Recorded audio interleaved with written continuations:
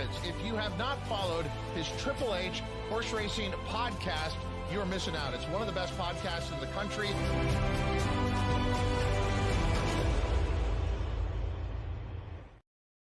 Good evening and welcome to the HHH Racing Podcast, special emergency podcast, as we're here to talk about a big $102,000 plus Pick 6 carryover at Saratoga tomorrow, Wednesday, July 23rd. We're going to talk about it in detail so you can crush your bets in the Pick 6 tomorrow. Please make sure you hit that subscribe button on the bottom right-hand side of the screen, notification bell on the top right, and smash that like button right here on YouTube, which will help like-minded players come to the HHH Racing Podcast. Of course, you can listen to us on Apple Podcasts, Spotify, and Anchor. You can follow us on X at HHH Racing Pod. You can also subscribe to our Power Pick tip sheet. Wow, did we have a weekend with our Saratoga and Del Mar Power Pick tip sheets, especially. Our standard tip sheet's also doing well. Please look below the video player for information about our standard Power Pick tip sheet, which comes out on Saturdays only. And our new Del Mar only Power Picks are available through Thursday. So if you're interested in Noah Maher's Del Mar only Power Pick tip sheet, you are able to get that through Thursday. Go to our website, hhhracingpodcast.com, to find out. We had so much fun on Sunday that my main light that's in front of me has to be charged. That's how hot we were. We blew out the lights here. So I'm a little bit darker on the screen here. Hope this works for you. But the Weekend Warriors show was red hot this weekend. Everyone should check that out. One more quick announcement I want to make before I bring on my co-hosts. I will mention this throughout the week, but I've decided for several reasons that we are only going to show our live shows on YouTube now. We are not going to stream them on X. There are several reasons why we're doing that. None of them are negative. They're all positive reasons. We want to grow our YouTube channel more. We want to have more people in our live chat. So again, please spread the word. If you are someone who watches us on X usually, please go to our YouTube channel. Just go to the search bar, type in HHH Racing Podcast, and you can watch all of our shows live there. All right, let me bring on two gentlemen, at least for the first 10 minutes or so, that are going to help us through this Pick 6. First, let me bring on a gentleman who was absolutely red hot during our Weekend Warrior shows from Florida, Mr. Chris Walsh, and a gentleman who has done a great job within the Money Media. He's a personal friend of mine, friend of the shows. We really ought to have him on more often. He's an excellent handicapper. He's like me, does a lot of visual handicapping. He's got a lot of sneaky good opinions. Let's bring him on right now from a very hot Oklahoma, I believe. Chris Couples. It's Chris Squared tonight on the HHH Racing Podcast. How you guys doing? Doing great. I believe first time I've been on the same screen with Chris, I believe. And yep. I'm in Kentucky, Howard. No Sooners here. Oh, my bad. I'm sorry, Kentucky. Well, I don't know how we're gonna. We'll have to say. How about we'll call Chris CC and we'll call Chris Walsh W. How about that? That worked. There you go. Nice. So CC here in Kentucky. My bad. Mr. W. What a weekend, man! Congratulations on all your scores. I know you're on here for one reason. I don't want you to be on too long. I know you don't want to take your time, but you're on for one reason tonight, mainly, which is the first leg of the Pick 6. You have a lot of interest in. Is that correct? I do, but that is race 6. Race 5 starts the Pick 6. Actually, race 4 starts the Pick 6 tomorrow. 1, 2, 3, 4, 5, 6. Yes, you're right. So I've got race 6 that I'm happy to talk about, where I have a strong opinion there.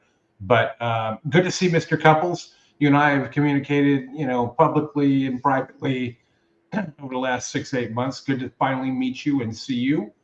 You too. Always good to connect with other like-minded horse players. And like Howard said, definitely smash the like button, get those power picks for Del Mar and Saratoga, and definitely watch the live shows. I mean, I don't do the advanced picks like a lot of the other guys do. So you're going to find me on the Weekend Warriors show And we had a smash to begin Saturday with a nice 12-1 score. And I believe, Howard, we followed that up with a race later at Woodbine with another 7-1 score. So tune in early, because it feels like I'm better early than late. And Ralph Conte, I'm half Italian, so there's. There you go, Ralph. No disrespect. So, Chris, do you have opinions in the first two legs? You want me to take you off screen and come back when we get into race 6? How would you like me to handle this? Sure. Let's just go through it. You can leave me here. You guys can talk about that. I've got a couple of things for the first couple of races. I understand the weather is going to be good tomorrow. We're not looking at like going off track and all those other crazy shenanigans. So. Yeah, the weather's going to be no problem whatsoever. And again, I just want to say this one more time, because this is the first time we've actually done this, I believe. But our show is not on X tonight. That is not a mistake.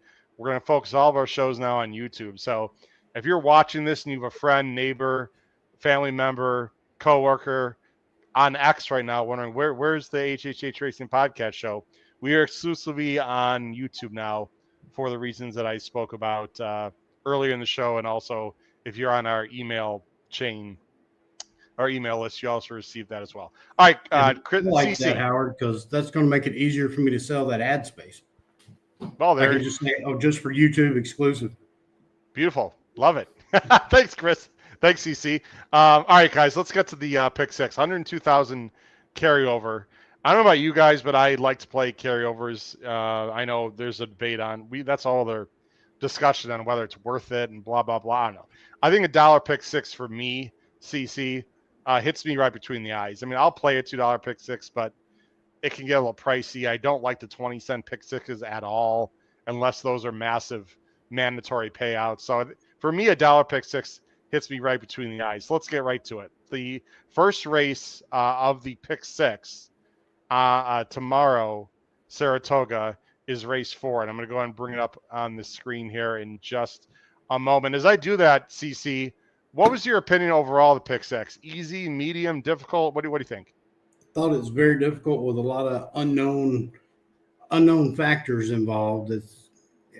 I would not be surprised if this thing carried over again, to be honest. Really? And as soon as I say that, it'll probably chalk out. Huh. Interesting. I'll tell you. Let me bring myself on screen here. For me, there's two main reasons why I think everyone should be very interested in. Actually, 3 reasons why people should be very interested in playing the sequence tomorrow. Number 1, the field sizes are not huge. I think they're manageable. Number 1. Number 2, and this is not a personal opinion of mine, but I know a lot of people feel this way. There are no 2-year-old baby races in this sequence at all. I know a lot of people don't like to play those races. I know that, CW at the top there, CC at the bottom, and myself, we can certainly have plenty of intel on baby races, so I don't mind them, but a lot of people don't like them because it's just hard to get information, or it costs money to get information, but there's none of that. The other reason I thought, Chris Couples, is that I thought there were a bunch of morning line favorites that are beatable here. I mean, I think David Aragon does an unbelievable job with the morning lines, CC, but I'll tell you what, I thought some of these, huge favorites can be beaten. That's my general opinion, Chris Couples. I agree. I would look at them and I'd think first off, this is a beatable favorite, and then I would come back and I'd want to use 2, and that makes it difficult when you're building tickets. You really need to be able to toss them, and I found it hard to do in some cases. I agree. We're going to see our picks scrolling on the bottom of the screen, and Chris Couples and I are quite different. And Chris Walsh, feel free to chime in. Again, I'm not sure how much you handicapped the whole sequence tomorrow. This is a bit of a surprise having you on. We love having you on. All right, here we go. Race 4, starter allowance, $50,000, $75,000 is the purse, 6 furlongs, 3-year-olds and up. You see it's a field of 8. There's a more line favorite, number 2, Gardner, for Joe Sharp, who's exactly that lately. He's been absolutely red hot last several months, including winning the Churchill training title. Jose Ortiz. I'm going 5-2-7. Chris is chalking out in the first leg. He's going 2-3-8. Talk about Gardner, Chris Couples. I thought this colt stepped forward last fall when they put the blinkers on, tried to route twice, finished runner up.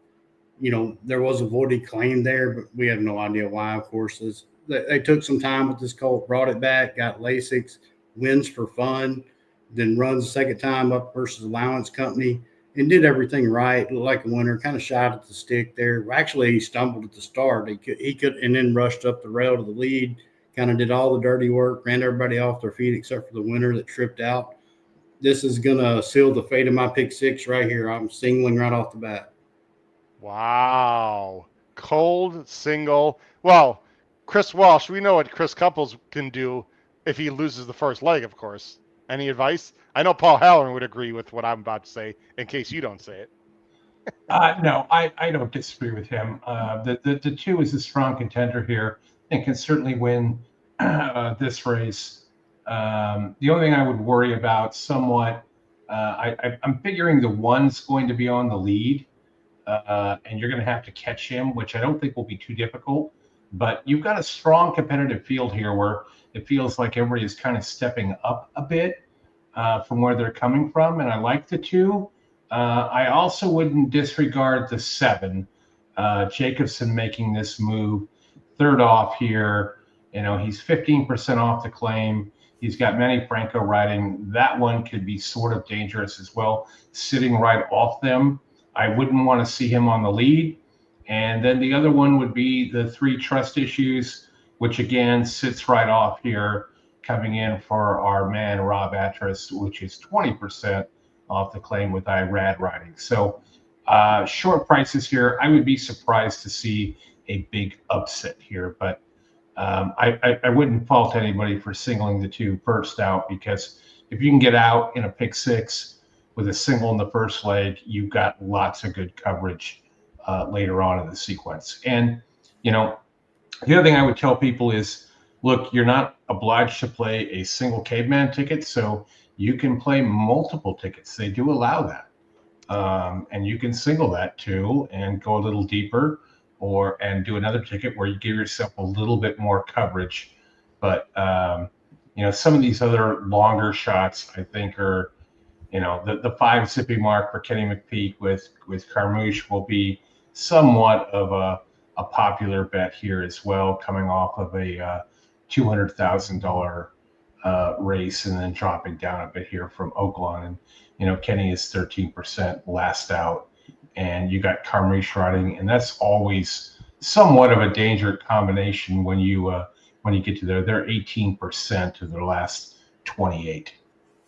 I think this whole race does start and end with the 2 Gardner CC, and I agree with you, everything you said. I just don't trust this horse, not to get confused with Trust Issues. I don't think he really lays over this field at all. I mean, we're big on time form here, CC, as you know, and Chris Walsh knows, and I like to look at the time form numbers, which are ones on the furthest right, and you see that Gardner has a 100 and a 101, if you believe in time form. Again, to each their own. I mean, the 1 has numbers that actually aren't that far off if you exclude the 84. Trust Issues has 1 number that's actually better than that. The 5, who I like, Zippy Mark, is basically right there with 97, 98, who I'm going to talk about in a minute. And then Remy's Moon had a 109. I mean, if he runs back to that race, he wins this race by 3. Now, I'll talk my top pick first as I go to switch to. So I guess my overall point, Chris Couples, is while I think the 2 will be the favorite and probably the horse to beat, I don't think he lays over this field at all. Zippy Mark is an Arkansas bred Chris Walsh. So the fact that he was in a $200,000 race doesn't mean much to me because those purses are enormous there. But I think he's the one that can stalk and finish. I think they're with the 1 and the 2 going, I think there's going to be a lot of speed. And if the 7, who out of nowhere for Jacobson showed a ton of speed last time, I'm expecting him to show speed.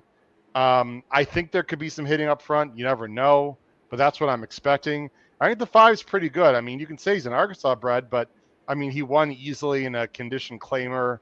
Granted, this one's more difficult, but that was 3 back. He's been sort of rusted up for this spot, it looks like. I think Zippy Mark is interesting here at 9-2 morning line. And I'll just finish my comment by the 7. I don't know how you guys feel, and I want to keep this appropriate. David Jacobson is hard to trust. I'll just leave it at that. if this was not David Jacobson, guys, I would toss this horse completely. Yep. But he's coming back in like 2 weeks off a monster fig and a huge early pace. And to suggest that he can't do the same thing again, I think is people not paying attention to Dave Jacobson. I'm just going to leave it at that. So I'm going to use 2-5. Well, you'll see my pick 6 ticket. I just feel like this is a bit of a spread. Chris Couples, you're singling. What I was going to say, Chris Walsh, I would ask you the question.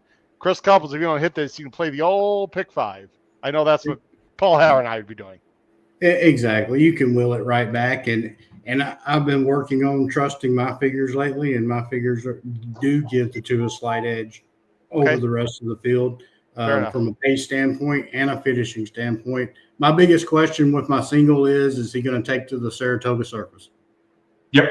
And Howard, just to finish up with the 5, if this race was off the turf, I mean, a sloppy track in the mud or sloppy, this horse would probably go off as favorite. I think because those 2 wins, 3 and 4 back, were on an off track, and now we're on a fast dirt surface. Sounds like I need to do a raid dance, Walsh, but actually it's supposed to be nice there tomorrow. So low humidity, low temperatures, that rules out the freak thunderstorms that'll drop a inch of rain. Should be good. I will admit that my 5 is going to need a pace setup. There's no doubt about it. But I just I think it could happen. Let's go on to the next race, guys. And I have some very strong opinions on this race, and we already talked about post-time favorites or morning line favorites. There's definitely one in here that is pretty low morning line. This is race 5, second leg of the pick 6. The starter allowance 12-5. That means horses have started for 12-5 or less. Let's see, since since July 23rd of last year. So within the last year, these races you got to pay attention to because class matters a lot in these races.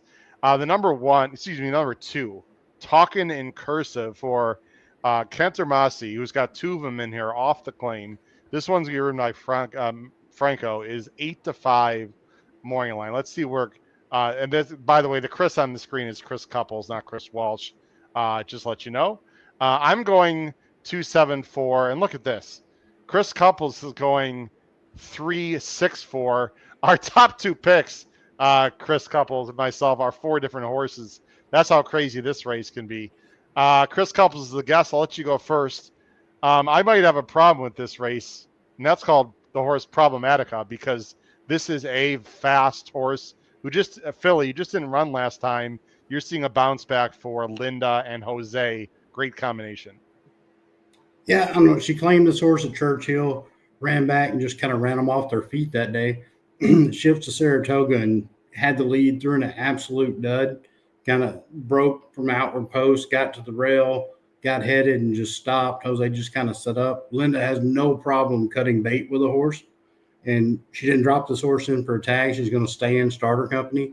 So that's going to be my top pick. But this is one of the races where I wanted as much coverage. I'm using the 3 picks on the screen, and I'm using the 2 as well. Do you trust this horse can get 7, Chris? Obviously you do. Chris Couples. Do I?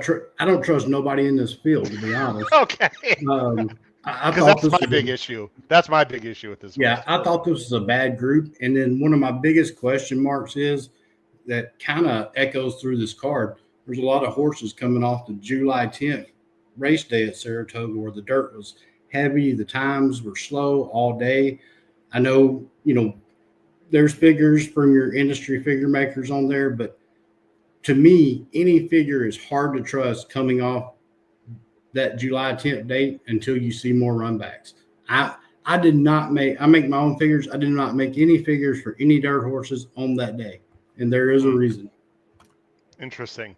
I'm using her. I want to make that clear because, potential loan speed is always dangerous. Let's look at the pace situation here. They've got the 3 on the lead in a supposedly slow pace race. And they've got the 2 who's definitely favored here right off. Let me give you some stats, everyone, to think about, because the number 2 talking in cursive, who is for Cantor Massey. Cantor Massey's got another one in here, and that is, let me get to it. It's further down. I believe it's maybe we're looking at a different race. 2 in the 4. No, the 4 is a claim back. Okay, the 4. Sorry. I knew there was another one. Yeah, the 4. Gone and Forgotten, who's 2-1 morning line. We both have third. Cantor Massey is very good off the claim. We all know that, right? But this horse is coming off of only, less than 2 weeks here. You guys want to take a guess how many wins Cantor Massey has first off the claim with 2 weeks or less? Without the 2 weeks or less, he's at somewhere around like 25% or something very good. What do you think he is off the short rest off the claim? 11 starts in the last 5 years. How many winners? 6. 8. CC? 8, and I bet they came from Linda's barn. 0. 0. We're way off. Cantor Massey does not have a win in the last 5 years off the claim, coming back quickly. Again, it's a small sample size. Take it for what it's worth, ladies and gentlemen. He does have 3 seconds, though, in that stat, Chris Couples and Chris Walsh. So I'm against the 4 in general. I'm going with the 2 hesitantly. Guys, I don't know where that last race came from. I mean, it was a 40 claimer, and this horse ran huge. 1 by 5, battled the whole way. People see the 22 and 46, but as you said, Chris Couples, the track was slow that day. Still 1 by 5 in an open 40. I mean, she just rolled. But I don't trust this horse can do that again. I know I'm going with her, but if you want a single talk in cursive, go ahead. I don't think she's going to have the lead. I think the 3's going to have the lead. She's going to have to sit off just a little bit and go by. She obviously can. I'm a bit dubious. I like the 7, a decent amount here at a price. Open Soul Autism. Chris Engelhardt is a very sharp guy off the claim. She has rest. I know you might see these last 2 figs and like, Howard, you're crazy. Those are on a muddy and sloppy service. I think it's pretty clear she doesn't like those services. When she was in Northern California as a 3-year-old, she actually ran some good numbers and was pretty quick and in, starter allowance company. Now Chris Engelhardt gets a fast filly on fast dirt, breaking from the outside with Lascano, can sit off the 2 and maybe the 3. I think the 7 is fascinating, guys. Open Soul Autism here at a price. And then I would throw the 4 in there as a saver just in case I'm wrong. And that Cantor Massey rolls through that stat. But I think this is a really interesting race. Chris, you've got a bomb here. The number 6 in second, April Antics, 20-1. Whoa. Eddie Barker. Talk about this horse for a second. Just kind of a workhorse type. It's been passed around different barns for a few years now. And I thought our best races have come at this distance and or at Saratoga over time. This trainer don't run a lot of horses. He don't claim a lot. But the last 5 years, he's 4 for 23 off the claim, 48% in the money. And like we've discussed, we don't trust nobody in here. So I wanted the horse that was cutting back, that just kind of shows up and runs its race. I'll tell you what, if it falls apart, this horse is fascinating. Would completely blow up the tote board. I'm not a big fan of 4 for 45 with 9 seconds and 12 thirds, Chris, but 4 for 5 at Saratoga. So in the money. Very interesting. Chris Walsh, do you want to add anything in this race? And we'll go on to the big race of the day for you that you have a play on. I can't believe you're picking a horse that last won at Pleasanton in October of 2024. And this is not a claim. This is a barn change from Peter Miller to Engelhardt. True. So I just don't see it. I mean, okay. 2 runs on the slop way back, back in Pleasanton in 2024 of December, ran second. I guess you could make a case for this, but I think this type of horse gets smoked here. Okay. I'm interested in the 4 and the 2. I think the 1 has some action as well with Wayne Potts. Wayne can always sneak up there and ruin tickets. I think the 3 for Linda with Jose also is somewhat dangerous. So if I'm putting together a pick 6 ticket or a pick 5 ticket here, I'm probably using those 4 horses. And as a bonus, I get Trade Secrets, which I don't know if it's a bonus or not, but I get Christopher Elliott and I get Wayne Potts again. So you never know what can happen with those 2 combinations as well. So not a race I'm a big fan of, but, that's kind of where we would be on. All right. How about a little side bet, Chris Walsh? I'll take the 7 and I'll give you the coupling and we'll see what happens. How about that? Whoever wins, they don't have to win the race. Just whoever beats whom. How about that? Okay. I'm open for that. Exactly for All right, for beautiful. sure, Howard. Chris Welsh, this is a race that you're on this show for for the main reason why you're on. Let me go to race 6. This is optional allowance $75,000 claimer. Let me go full screen here. $75,000 claimer. They're going 3 turns, a mile and 3/8 on the inner. The rails are down completely at 0, or at least that's the information I have right now. This is a field of 7. There are some AEs, but they're all MTOs, and the weather's supposed to be great, so I'm sure they won't get in. There are 2 horses that are going to take the bulk of the money. The number 5, Crystal Quest for Trombetta and Pratt, and the number 2, Catch a Wave for Chad and Manny. Is one of those 2 horses, Chris, the one you like the most here in race 6? Well, first of all, I'm surprised that Chad's running a 3-turn race because he bitches and complains about that a lot. He doesn't train his horses for 3-turn races. He gets annoyed that they run 3-turn races up there, so on and so forth. So I'm checking them both out, Howard. I'm going with besting. Mike Maker, Joe Rosario, go to the lead, buddy, and just keep going. Just keep going. I think he's got a pace advantage here. And if he can lull them to sleep, and if the 7 and the 3 can hang back a little bit, besting can take them all the way. And how many times have we seen this on the inner turf at whatever the distance is? If you can get a horse to get brave out there on the lead, they can be super tricky and profitable in this type of sequence. Agreed with you with the 5 and the 2. Definitely contenders. Definitely can get there. It's a 3-turn tricky distance. The Maker horse besting is coming off of a win back at Aqueduct back in June, late June, and whatnot. The only thing is, it's tricky trusting Rosario in these things, and you'll know within the first 50 yards, 100 yards, if he pulls his horse back, it's time to go off and jump off the bridge, because this horse needs to be on the lead to get this done. But vesting, I think it's 6-1, and I would certainly watch the tote board on this to see if this horse takes money. Crystal Quest for sure has a legit shot, although going from 9 furlongs to 11, I don't see that as a big problem. And you've got Pratt coming on board for Trompetta as well here. And then obviously the 2 that you mentioned, with Manny Franco hopping aboard here, that was just denied by about a length and a quarter last out, but did have a last out winner back in June at 11 furlongs at Aqueduct. So for me, the 6 would be a major play here for me.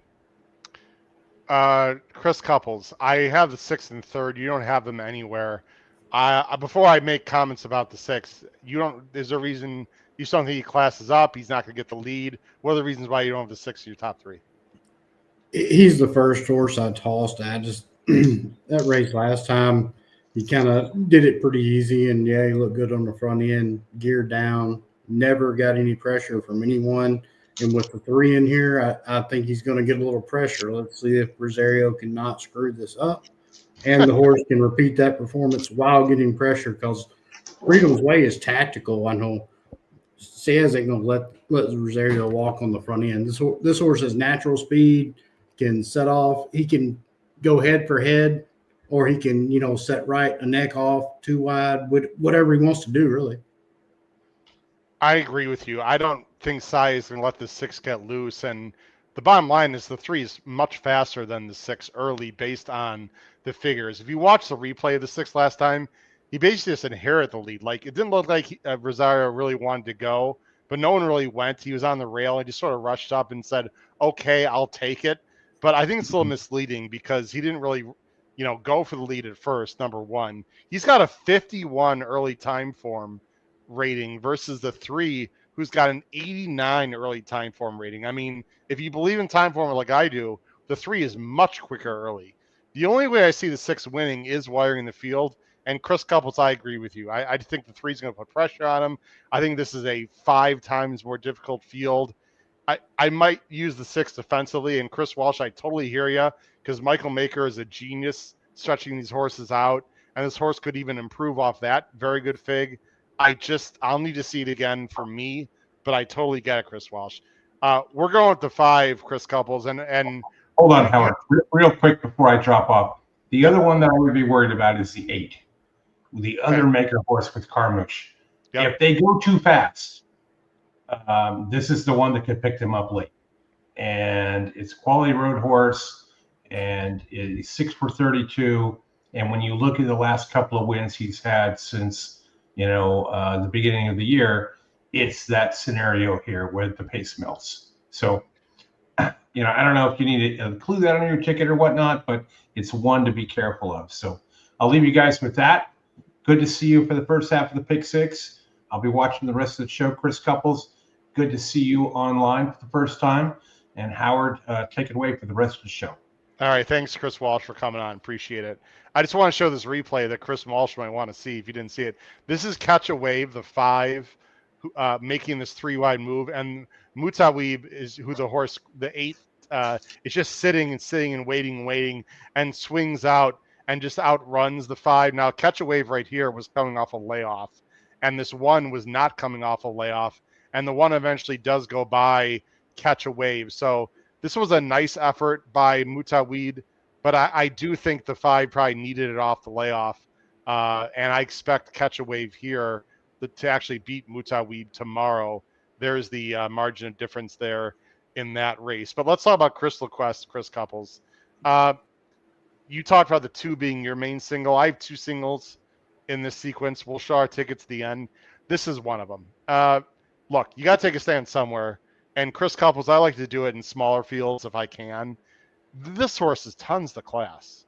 Tons the class. I mean, he's been facing Wolfie's Dimagos, who's a complete freak when he gets the lead. Fort Washington, Donegal Momentum. I mean, he's faced real nice horses. And if you look at the time form, and again, it's what I believe in, but if people disagree, that's fine.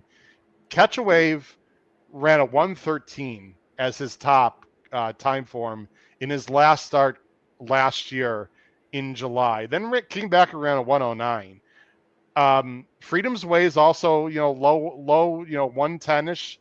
That's pretty good, actually. Okay. Noted, who we'd even talk about, is actually right there with them, believe it or not, even though the buyers don't say so. And then you go to our 5, 118, 116, 117. We can go over. Vesting got a 114 in that last race that neither of us think he can repeat. And then Mutawib's like low, around 110. I mean, Chris, if the 5 runs his race, granted it's the first time going 3 turns, he's 2 or 3 lengths better. I have no reason to not trust Trombetta and Flavien here. That's my opinion. What say you? And my figures show the same thing. The only reason I did not want a single, those figures have to translate from Tampa, the Bog at Pimlico, Laurel, to the Saratoga Turf Course. I know you mentioned the horses he ran against the last 2. You can go back the race in March, coming off the layoff at Tampa. It's listed good, but that was firm. I know Forever Super and Echo Lane, they're not slouches in South Florida. And that was a track record that day. And then come back over the Bog running, 3 lengths behind Fort Washington, and Wolfie's Dyna Ghost was another track record where he chased him. Yeah, I just, you have to take a stand somewhere, and I'm going to take it with Pratt. I don't think they'd stretch him out to 3 turns, but I don't think he can get it. He's very one-paced, so I think this should work great. I don't think he's going to be that far back. And I think the main other threat, I hate to be chalky here, is Catch a Wave, who could absolutely win this race and improve. I think he needs to improve, and he probably will, but I'm just not buying the vesting argument from Chris Walsh. I pretty much said it when he's on the screen here. And I think we've got a perfect setup last time and beat a bunch of horses that aren't very good other than Catch a Wave. So, Chris, you and I are in the same wavelength here. You do have the 3-second, and Freedom's Way is going to be a price in this race also. He's not impossible. I think he gets the lead, by the way. I don't think vesting has the lead in this race. I really don't. I don't think he wants the lead, but I think he'll press besting enough. And my question with Freedom's Way investing both is when they get in the battle, do either one of them want to pass horses? I know if you're in the lead, you don't have to pass a horse. And Freedom's Way has had that look like he kind of waits on horses late. Yeah. And so, but I did want to use him because he's tactical, and I wanted to use Mutual because he just kind of looks like he's gotten better lately. He has gotten better, but I've just never been a fan of his. I've seen him at Gulfstream. Maybe Gulfstream's not a good track for him. I would admit that, but this is the inner. I'm not sure the tight turns are going to do him any favors either. But it's a mile. And I also thought, what if they do battle up front? Which I don't know who I'm kidding, because every turf route in New York right now is let's break and grab. So I don't really know how they're going to go that fast, but you never know. No, you don't know. Maybe a couple of them get confused and think it's a 6 furlong race. I'm not a huge fan of turf marathons. I don't know why. They seem to be hard to predict from a pace standpoint. But I'm just going to go with the class, and so is Chris. We're not getting cute. Let's go to race 7. Starter allowance, $50,000. The purse is $75,000. This is also 7 furlongs for the girls. Pretty nice field here of 9 with a coupled entry that I'm sure Mr. Halloran loves that, as you know, Chris Couples, you're a fan of the show. The favorite is Daisy Duke. If you're a fan of Dukes of Hazzard, like I am, you know Daisy Duke. 2-1 for Moquette, and IRAD is a relatively heavy favorite here. Let's see where we're going. I'm going to chalk out in this race. I'm going 4-8-3. Chris does not agree at all. He's going to go off the beaten path a little bit. He's going 7-2-4. Talk about Despo's dream for Abreu and my guy from the last race, Pratt. Well, we're going to get back to this whole July 10th, slow track surface. Despo's Dream and the 2 Looks First both come out of that race. Both didn't really have ideal trips. They finished well. Despo's Dream has been classy. And if you go back to the June 12th race at Aqueduct, stumbled start, to me, my figure is much higher than your industry figs there. And once again, I'm trying to put a little more equity into that and trust my stuff a little more. Right. Definitely my top selection. And then Looks First is a horse that's going to be a prize here. They never bet this horse, and I've always thought this horse was pretty decent. Just kind of had some bad luck. I mean, lately has turned the corner. You go back to the June 12th, not the best of trips there. Had a little trouble, just kind of a hidden trip type race, and then just kind of got ran off feet June 27th. And the last, this horse was finishing, gobbling up ground last time here at Saratoga, and it runs like that again. I don't know if Santana can work out a trip, this horse will be tough. I sort of feel like I'm using it too very defensively. I just think the race is going to have to completely fall apart for this one to win. I'm not sure it will. Would you agree that it needs to fall apart? Do you think she's good enough without a blazing early pace? I think it has the potential to fall apart. And my problem with the 4, is facing older for the first time, and all the Churchill horses that have come back at Saratoga have ran well. Several have talked about it, and this horse has finished behind horses that have come back and ran well. So I'm at Saratoga, coming from Churchill and Oakland already. But the 7.5 races I have a little concern with. Those figures are coming back high for me, high for the industry standards. Okay. And I really don't know what to do with those races. So that horse went from 6 furlong, or 3/4 at Oakland, 3/4 at Churchill, running 1 fig, and improved tremendously going 7.5. I can't disagree with that. I will push back on a few things. People can take it or leave it. I'm not really concerned about 3-year-olds going against older at this time of year. For me, like once June hits, okay. I suppose, but to me, we're almost in August here, Chris. I don't know.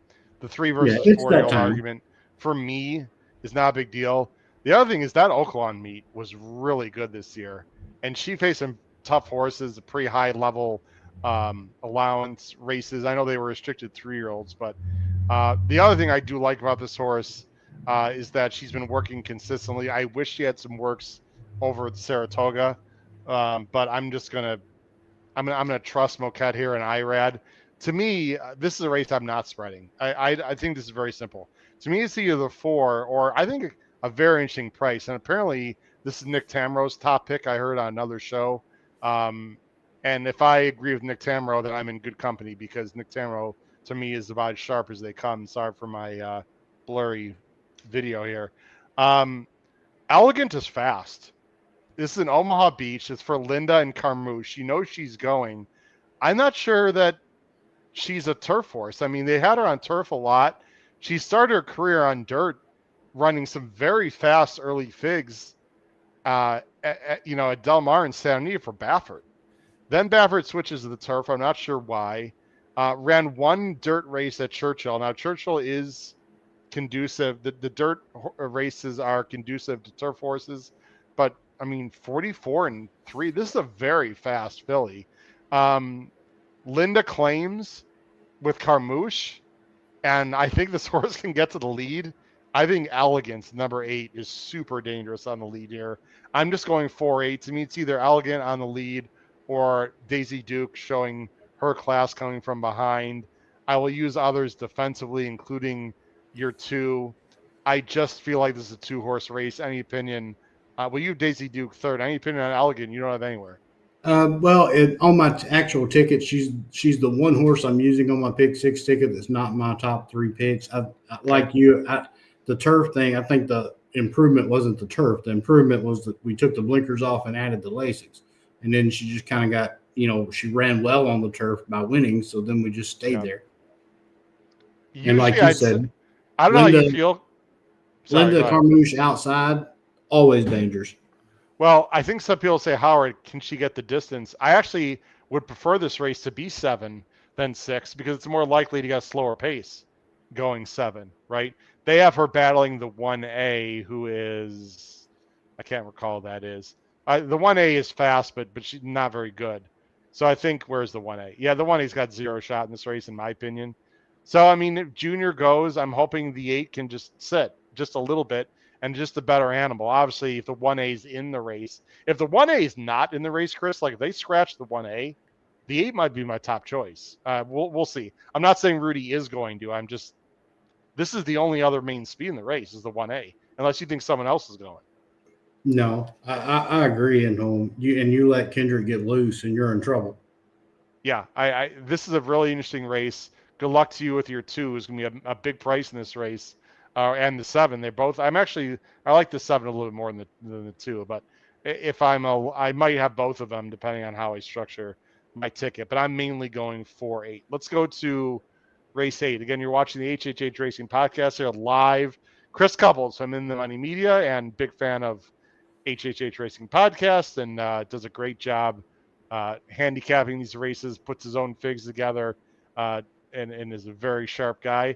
Not too bad at the NHC also, and is very generous with buying hamburgers. Just want to say that as well. I still appreciate that. Let's go to race 8. Race 8 is a very nice high class. Whoops, sorry, I didn't want to do that. Actually wanted to do this and then put that on the screen so people can see what I'm talking about. High class allowance optional 75 claimers, 6.5 furlongs. Look at this purse, 115,000. There are 2 coupled entries here, the 1A, 2, and 2B. The 2 and 2B for Linda, sorry, not for Linda, excuse me, for Dutro, I apologize, is even money, and I'm sure will be singled on many tickets here. You've got IRAD and the big Calhouna, and you have 2B, everyone loves Linda with Pratt. So you got IRAD and Pratt on an even money coupled entry, Chris, assuming they both go. So I'm sure we're both just going to go with the 2 for sure, right? No, this race I have a strong opinion on. I'm going 7-2-3, and Chris is going 2B 2-3. First question for you, Chris. I have no reason to. This is not Linda Rice. Linda Rice, we know, sometimes scratches horses quite a bit. First of all, I have no reason or intel to believe that both the 2 and the 2B are going. Do you have any intel or gut feeling? I do not, and okay. They're just kind of. I noticed Dutro has, I think, 5 head entered in this sequence alone. I'm sorry, can you repeat that? I said I noticed Richard Dutro has 5 horses entered in this sequence alone, which I kind of thought was odd. He's only got 1 win at the meet, and then we're kind of unloading the barn. Yeah, that is weird. I don't know what to make of that. Linda has a coupled entry also, the 1 and then 1A. All right, let's talk about the favorite here. It's interesting that you have the 2B ahead of the 2. I actually like the flat 2 better, but anyway, I guess we're splitting hairs if they're both going. So let's take a look at your top choice, which is the flat 2, which is you like the 2B. My bad. Everyone loves Linda. In for the 75, in very good form. Didn't regress a little bit. Churchill. I'm assuming you believe a bounce back is coming.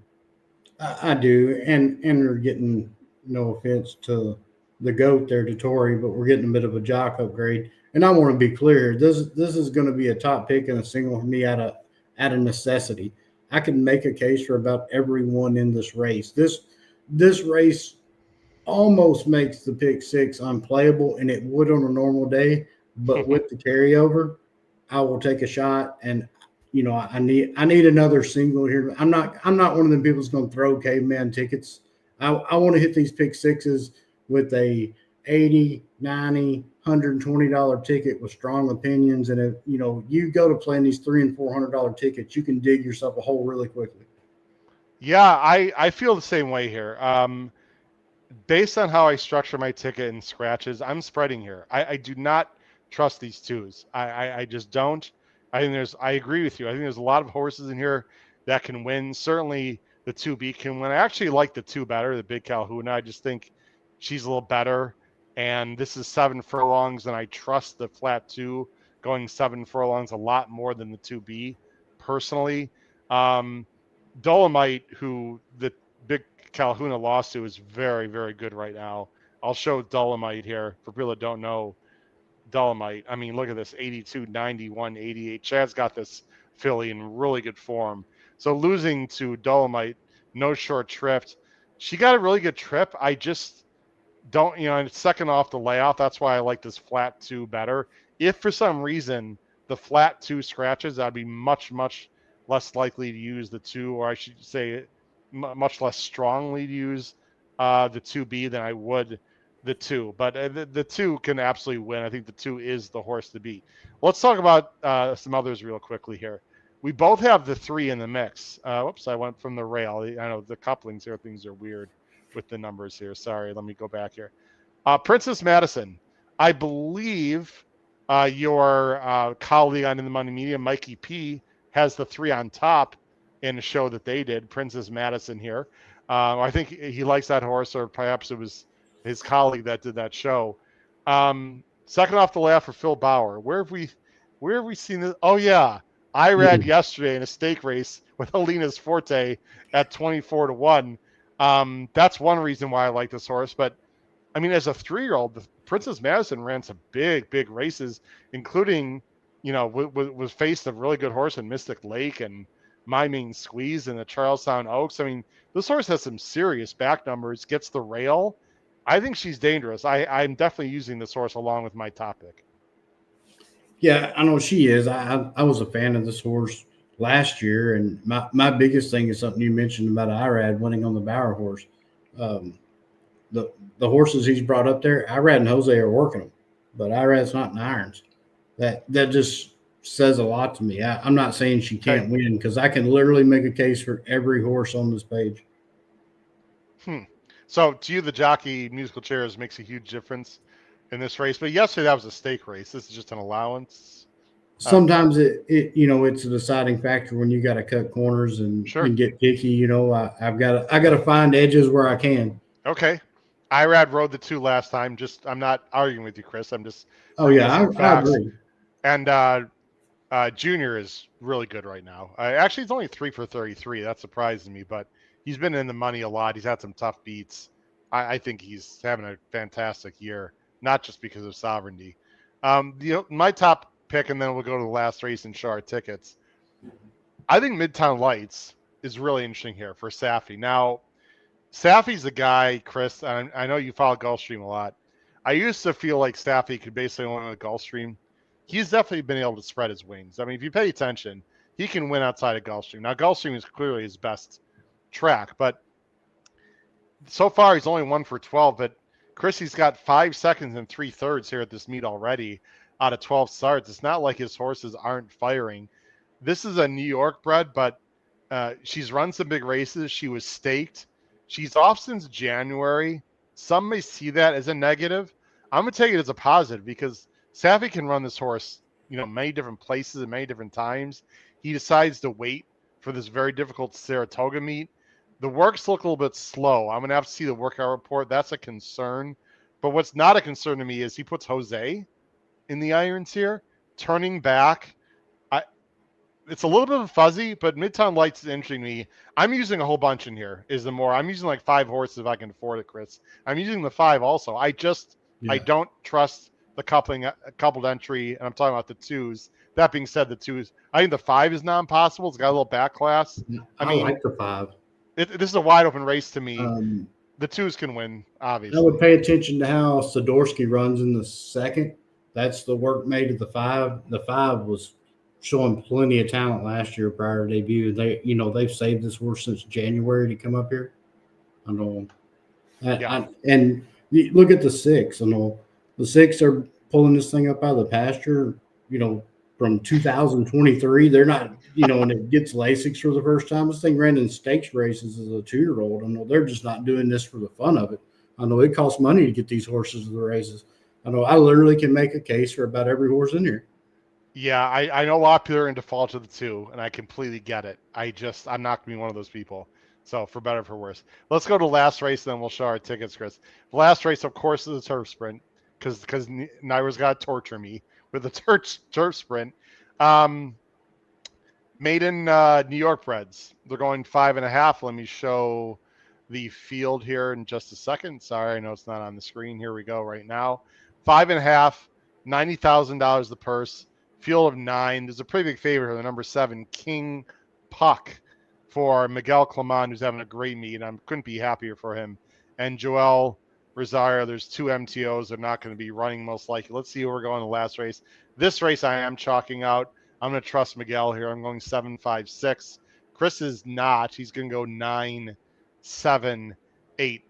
There's a race a lot of these horses are coming out of, Chris. I do want to show that replay, which does have, I believe, your horse and Asking for a Friend, right? Yeah, they're all coming out of this race. Why don't you talk through this race? I'm going to go ahead and go full screen. The Identity Crisis won, and Experience came back, by the way, and won by 7. Last week. So this is a pretty live race. Again, 4 of these horses, and you can make the strong argument that 3 of these 4 are the likely winners on the first-time starter. Everyone watch the 1, 3, and 6. I like the 1. Chris likes the 6. Why don't you go ahead and talk through this race, Chris? Yeah, I know King Puck here, the 1 is going to be your favorite in the race tomorrow, and deservedly saved ground. Gets a good ride by Rosario, does nothing wrong, tips out, makes a big run. And in the 6, this is her debut. We're hung 3 wide. Got to be coached along a little bit, but as horses improve on their second start, there's not a lot separating these 2. I know the 6 is now 3 wide under a ride. Rosario saving ground. He's riding 2. Both of them finish well. I know the 1, King Puck's going to be your heavy favorite here. By all logical standpoints, second time start, going to improve. I've got to put the 6 on top of the 1 from a value standpoint. And I know Andy Serling catches a lot of heat. A lot of people don't like Andy. I've learned so much from Andy. And Andy mentioned last time this horse was a lot of steam coming into that race. There's a reason for that. I don't know who Peter Pugh is. I don't have many horses apparently, but I know this horse took a little bit of money for a trainer unknown at Aqueduct. That says something. And that horse took a lot of money very late that day. I don't remember what it was. I just noted in here it took a big hit in the pool. All right, I'll let people make their own decision. I don't want to poo-poo your pick because you're a sharp guy and whatever. The horse costs $260, Chris. I mean, this horse is well meant. I've got 2 issues. Number 1, I'm not a huge fan of Christopher Elliott against these jockeys. I think he was really good at Aqueduct. He's burned me a few times. already at Saratoga. I just, when push comes to shove, no disrespect to the young man who is not an apprentice anymore. That's one issue. The other issue is this horse didn't debut, until June last month as a 4-year-old. This horse obviously has issues. They wouldn't have debuted him late, middle of his 4-year-old year. And I don't like that run. I know it's a little bit wide, but I didn't really see a lot of punch. I don't know. I actually prefer the 3, the one that was next to him, if I had to take a horse. I'm just going to trust Miguel. I have no intel because people know that I have a few horses that I have small ownership with that Miguel trains. I didn't talk to Miguel about this horse. Should he have won last time? Maybe, but he was sort of inside a little bit. Maybe he doesn't want to be inside. Now he's in the clear. It's second off the layoff. He's got his numbers are just better than these. I don't know. I'm just gonna single and be a dummy here. Be obvious. You got it. So that's my other single of this sequence. I do want to talk about route. Did you look into this? I'm sure you looked into this horse a little bit. This is a $280,000 violence gelding for Chad and Dylan Davis and Klarovich. I have this one second. You don't have this one anywhere. Well, I know obviously Chad can step up and win anytime. I don't want Chad sprinting, debuting. Dylan's not riding aggressive. If this horse beats me, I'm fine with it. If you made me pick between the first timers, the 5, and the 8 of Paul Barrow, who I don't know, I will take the twirling candy out of American Pharaoh that I know nothing about with Santana, who's going to be aggressive all day long. I have some stats on Chad Brown. I won't ask you to guess because I don't want you to I feel bad about that other stat now. But Chad Brown, first time at Saratoga, okay, on the turf. First time turf, Saratoga, no matter whenever it's sprinter route, he's only 16%. That's not as good as I thought. He's normally a 24% first out guy. He's only 16% with his first time turfers at Saratoga, no matter the distance, Chris, which just shows you how hard it last 5 years, which shows you how hard it is. In sprints, he's down to 13% first time out. So, like you said, this is not what Chad does best.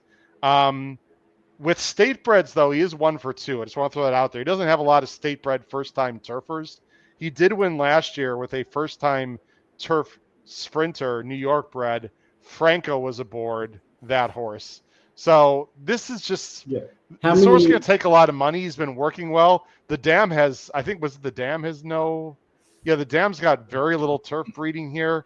I just feel like this is a take on mitigator. This horse is going to take a lot of money, and Dylan's riding, and I love Dylan, but you're right, he's just not been good. He could have had Franco on this horse. He could have had Irad. He could have had Pratt. I mean, he could have had anyone, for God's sakes. And I love Dylan, but I don't know. The route's going to take a lot of money, I think, and I'm not sure it's going to be warranted, to be honest. Right, and if that horse could run, Dylan wouldn't be on it. Wow. Well, I can't totally disagree with you there. I don't know. It feels preppy, like this is a prep for a route race. I could see that, and I wouldn't be surprised if this horse shows back up and they spin Dylan. I've got him second because I don't like a lot of the others, to be very honest with you. Right. But I'm gonna sing for all these. We're trying to make cases for these other horses. That's why I'm just gonna go with the 7, Chris. I just don't see it. Very we didn't mention the 4. We didn't mention the 4, the commish, by the way, who did run very well into a very fast pace, but that was a maiden 50 and it was an awful field. And I think the 7 is just a much better animal. But it's a turf sprint. We'll see. Let's show our tickets and end the show here. Chris, hold on 1 second. Appreciate you being on, by the way, my friend. Yeah, a lot of fun. Pleasure. I'm gonna show you your ticket first. Now, full disclosure to everyone, I asked Chris to give a $100 or less ticket. Like Chris said, this is about right in his wheelhouse anyway for dollar amounts. I can't emphasize this enough for everyone, Chris. Everyone's got different pockets, right? Some people have deep pockets, some people not so much. If you don't want to play it at all, I totally get it. If you're going to play it, though, and you play, let's say, a $100 ticket or less, you are a minnow swimming into the big ocean of sharks and whales. And look, I've said this 1,000 times on our show, Chris. I'd much rather get a group together and have 20% of a $500 ticket where we each put in 100 than have all my own ticket for 100 thinking that I could beat the whales and sharks and win 20,000. It's just, it's very hard to do. So People can do what they want with their money, Chris. I'm going to play a bigger ticket than normal tomorrow. I don't know exactly. I'm definitely going to have some investors. And I'm going to try to put together a $600 ticket, probably press up with one and back up with some others. And that's just what I'm going to do because I just think in these situations, you got to have some money to spend. You have a $96 ticket. You're going to go 2 with 2, 3, 4, 6, with 3, 5, 8, with 2, 4, 7, 8, with 2, with 7, 9. So you're singling the 2 in the first race, and then you're singling that coupling in race 8. I have one question for you, Chris, before you talk about your construction. If one of the 2 or the 2B, if one of them is for some reason scratched, the coupling in race 8, would you still single? Yes. Okay. And talk about your structure real quick and your thoughts. Anytime I can find, well, first of all, the single at the beginning is my strongest opinion on the card. Okay. And anytime that comes up like that, I think it's a distinct advantage because the majority of your tickets on a non-carryover day are spready in the first leg because people with smaller tickets, they don't want to get put out early. Now, carryover days, like Howard says, if you're playing a ticket on a budget like this by yourself, you're up against it because all these teams are attacking these carryover pools. I typically, if I have strong opinions, I will dive in deeper. And a card like this, I would only do it if I'm part of a group and just donate there because I don't have strong enough opinions to play the $600 or $700 ticket standalone myself. I would much rather let's say I was in a situation where I'm going to play a lone $600 ticket. I would much rather take that $600 and bet it on the 2 in the first leg to win. Yeah, I get it. I mean, I totally understand it. That's very interesting that you said it that way. I wish you a lot of luck, Chris, if you're playing it tomorrow, my friend. I like your ticket construction. I think you made some very strong arguments. Here's my ticket for $100. And I want to be very clear because this sort of goes against what it doesn't go against, but I'm sort of proving you right by spreading a lot in the first 2 legs. Those are not typos, by the way. Chris, I'm not spreading early because I want to just be alive. It's the dumbest thing I've ever heard. I know a lot of people do it. It's not good thinking. It's not smart to be very honest with people. If I had a strong opinion early, I would single. I don't care which race the single comes in. And by the way, you don't have to single either. That's a whole other discussion. I think the first 2 races are absolute spreads, and I have the same numbers just out of coincidence. I'm going 2, 3, 4, 5, 7 with 2, 3, 4, 5, 7. I'm going to single the 5, the Pratt, in the mile and 3/8 race. It's a small field. To me, it's either 2 or 5. I got to take a stand somewhere. I'm going to trust the best rider. Some people think the best rider in the world right now. I would say the best rider on turf in the United States for sure. I'm just going to trust it, and I'm going to cross my fingers. I don't think the 5 is a lead, pipe cinch at all, but I have to single somewhere. I'm going to go 4, 8 in the next. I just think it's those 2, including Elegant, a very interesting speed horse on the outside. I'm going to use your coupling. We're also going to use the 7 in there as well and go 2, 7. I'm just going to single Miguel in the end. So I'm singling Miguel in a turf sprint, and I'm singling Flavian. And I'm going to spread in the dirt races. So it's just how I feel. For full disclosure, that is not the ticket I'm going to be playing. I'm going to be playing a bigger ticket. I'm going to play several caveman tickets with iterations backing up those singles, Chris, and etc. But I'll tell you what, my friend, it's a fun sequence. The weather's going to be great. There's 102,000 in the pool already. I think we're talking, I think it could be on a Wednesday when a lot of people don't play other tracks. I think we're talking 600,000-700,000 in this pool tomorrow.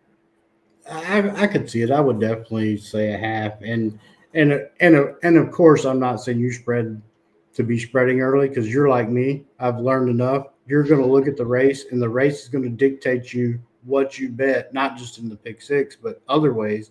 If you're a player and you're saying I'm going to bet a trifecta, and you ain't looked at the race yet, you're in trouble already. Yes, and that's just the truth. Before we get out of here, I did want to say something, which everybody in the chat, they're big fans of Howard. I had a conversation Sunday, our mutual friend Jackson Munez for Young Kids been on fire, which all the young guys that are part of the Triple H podcast are great, do all the work. I love that. But I can count on one hand the number of people that I will bet a horse blindly without looking at a race. Jackson has made that list when it comes to Woodbine. Howard is on that list, and 2 other people. I won't name anybody because I don't want to hurt anybody's feelings. But there's very few people, because as horse players, we're very bullish once we form an opinion. It's hard to change our opinion, So for me to bet someone's opinion blindly is pretty big for me. Chris, I really do. Coming from you, I really do appreciate the compliment, and it goes the other way because when Chris exclusively does Gulfstream Park a lot for In the Money, and I read your blog every morning. It's sort of my morning reading especially on weekends in the winter. And if I don't have time to look and I see like there's a horse you love and you're very particular with your analysis and you don't always bet, certain races, you skip certain ones. When I see a horse you love, my friend, I know you've done your homework like we try to do here as well. So I really do appreciate that comment. And in terms of Jackson, he does a great job as well. These young guys on our show, Chris, are so light years ahead of where I was when in my 20s. They're all going to be scary contests and handicappers in they are pretty damn good, but give another 5-10 years. I mean, the contest world's in a lot of trouble, Chris, when they got bankrolls to play some of these big contests, don't you think? They're putting in the time, and they have people to learn from, where I didn't have anybody to learn from early on. I was just winging it. And education is expensive, let me tell you. By the way, Juan Ramos said those pictures behind you, Chris, are amazing. You want to, I have a show. You want to talk about those too? And by the way, I love the fact you've got dangling some credentials and stuff. I tend to do the same thing as well. But why don't you talk about those 2 pictures real quick? We'll end the show.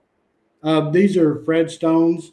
There's plenty of them in here. I may take pictures and post sometime on Twitter. I've had a couple people ask me. It's kind of like an addiction.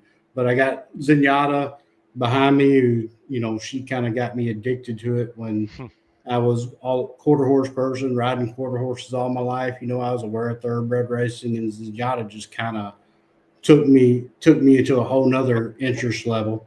And hey, can I guess what the one above your right is? On your right, go ahead. We just verify that we have not talked about this, right? You and I have never talked. We have not. No. The one on the right is Chris Antley trying to save Charismatic. Is that correct? That's correct. That's a tough one to see. And anybody that likes art, or you have some wall space to fill, look up Fred Stone. I know he has some amazing work. He passed away a year or so ago. Did you say Fred? F-R-E-D? Fred? Yes, Fred Stone. Okay. But you can, these are prints, but you can get them in posters that are reasonably priced as well. And there's some fantastic work. Quarter horses, harness horses. Like I have a Zenyatta Rachel Set. I have a Smarty Jones Secretariat, Dash for Cash. There's so many. For Cash. Nice. Oh yeah. You have a refrigerator? Any refrigerator? No, I do have one with a refrigerator. It has a refrigerator, Dash for Cash. And I don't remember the other one. And if Dwayne Lucas was alive, if you asked him the best horse he ever saddled, he'd tell you Dash for Cash. Yeah, quarter horse and refrigerator was a complete monster. All right, Chris, we're going off the but thanks for that question. I love those pictures. Chris, good luck, man, tomorrow. Good luck to everyone tomorrow in the Saratoga Pick 6 on Wednesday, $102,000 carryover. Crush your bets at Saratoga. My big thanks to Chris Couples. Take care, everyone. Have a great night. Bye-bye.